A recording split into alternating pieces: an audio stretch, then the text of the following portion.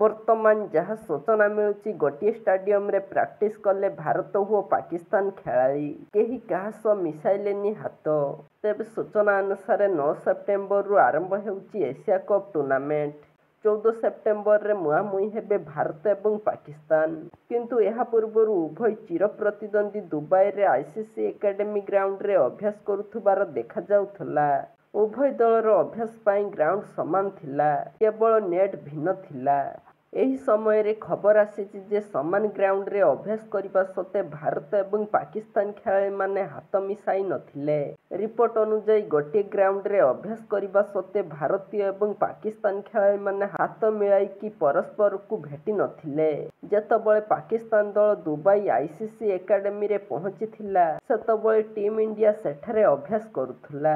ପାକିସ୍ତାନ ଖେଳାଳିମାନେ ମଧ୍ୟ ଭାରତୀୟ ଖେଳାଳିମାନଙ୍କୁ ନେଟ୍ସରେ ପ୍ରାକ୍ଟିସ୍ କରୁଥିବାର ଦେଖୁଥିଲା। ଏହାପରେ ସେମାନେ ସେମାନଙ୍କର ତାଲିମ ଏବଂ ଡ୍ରିଲରେ ବ୍ୟସ୍ତ ହୋଇଗଲେ। ପାକିସ୍ତାନ ଦଳ 6 ସେପ୍ଟେମ୍ବର ସନ୍ଧ୍ୟା 7ଟା ପରେ ଦୁବାଇର ଆଇସିସି ଏକାଡେମୀରେ ପହଞ୍ଚିଥିଲା।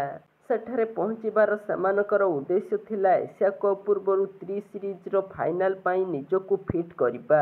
ଟି-20 ତ୍ରି-ସିରିଜର ଫାଇନାଲରେ ପାକିସ୍ତାନ ଆଫଗାନିସ୍ତାନ ସହିତ ମୁକାବିଲା କରିବ।